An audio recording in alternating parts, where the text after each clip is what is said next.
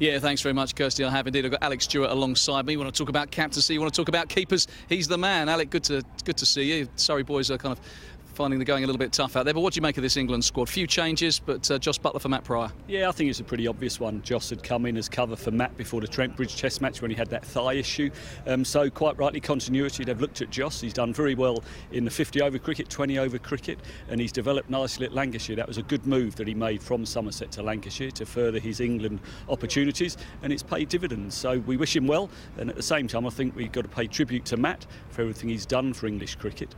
He's been a wonderful cricketer. I'm not writing him off yet, but first things first, let's hope that he can get back to full fitness, get his Achilles tendon operated on and let his hand heal, and then come to West Indies, when's that, April, he may be fit to be considered for selection. If he wasn't completely fit, why do they pick him? Because of what he can bring to the team. You know, that is the thing. He's such a special cricketer. If we say Adam Gilchrist has been the very best, then he's not far behind. He's been that good. He made 100 on debut, then he got left out. He had to work at his keep, and he's done that.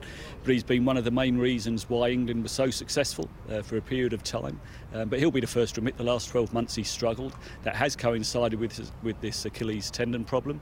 And in the last 3 months, he's really suffered with his right hand. And you'll know, just standing at slip, if you have a sore hand, you don't want to catch the ball. When you're keeping wicket and taking 4 balls and over, it's agony. So he's toughed it out, but it's got to a stage now where it's affecting his performances and therefore affecting the team. Alastair Cook's losing a lot of senior players at the moment. Obviously, Kevin Peterson, that's been well documented. But with Graham Swan, Jonathan Trott, now Matt Pryor, a couple of the senior quicks might have to be rested as well. It's a pretty lonely place for him at the moment. Yeah, it is. It's lonely and it's tough, but he's got to dig deep, as he keeps saying. You know, he's a tremendous player, and that's why I want to see him stay in the side. I want to see him at the top of the order, scoring plenty of runs. And it is difficult when you're captain. Everyone looks at you. You know, in football it's the manager, but in cricket it's very much the captain. It's your team. It's Alastair Cook's team, and it is tough. You know, they've gone a long time now since a win.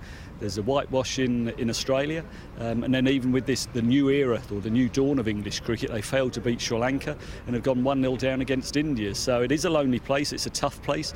Only he knows if he is the right man to help take this side forward. He's a strong character and he believes he is, but I want to see him scoring runs at the top of the order. So whatever that takes, go and do it.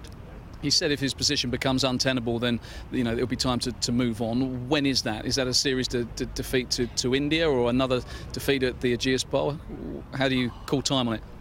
Listen, that's down the ECB and down to Alastair himself. You know, I wouldn't have been against him stepping down. Not because I don't want him as captain, I want him scoring runs. And I just wondered whether the burden of captaincy, the burden of captaining in a side which he, to be honest, isn't making a difference to, it may help his batting. And if he's at the top of the order scoring big runs, not only does that help Cook, it helps the team as well. But, I don't see him making a decision during this series. They may review it at the end of the series. And then they've got 50-over cricket and then a World Cup. But we don't play another Test match until the West Indies in April, so there's plenty of time for consideration. And I'd say it again, he's got to score runs sooner rather than later.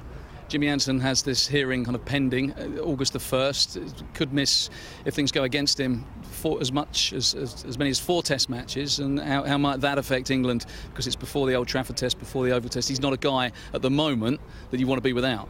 No, exactly. He's another senior player, and whether it's a tactic from India to try and upset England, upset their number 1 bowler, I don't know. Only India can say that. I just find it strange that it took a few days before it was came out in the public domain.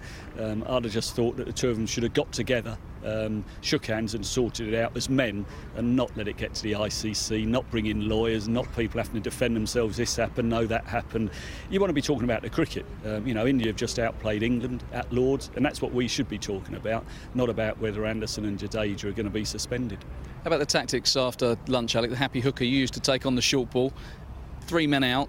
It looked like it was predetermined. What was going on there? Well, it was badly executed. The thought process, the way you play your shot, you just say, I enjoyed a hook, and I've got out hooking on many a time. But when there's 3 out there, I think you'd have to say it wasn't the most intelligent bit of cricket. Even when a few went for 4, it was still high-risk cricket. Now, I'm all for taking the positive options, but you've got to take the sensible options as well. But they'd worked so hard right up until the last ball before lunch. Moeen Ali, Joe Root had been outstanding, and I think the belief had just started to come into that England dressing room. They could get over the line and post a wonderful victory. But in the space of half an hour, it had all gone. England's cricket was at a bit of a low ebb, end of the 90s. You were kind of part of that side. You would have seen players going, fluctuating fortunes. How do they turn it around? By playing better and more consistently. That's what it is. The good thing now is that selectors stick with players. They give them an opportunity to develop, get used to international cricket, whether they're winning or losing, and give them at least a series. Whereas back then, you had a bad game, you're out on your ear. You then have one good game for your county, you're back in. So it was a hopeless way of trying to pick teams back in the 90s.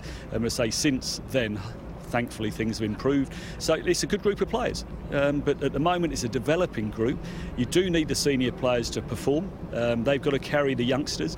It's been good to see the youngsters performing, or those new to international cricket doing it, but I want to see the likes of Cook and Bell, Anderson and Broad really put a hand up and say, listen, we're the main men, we're going to make sure we don't lose this series, in fact we're going to win it.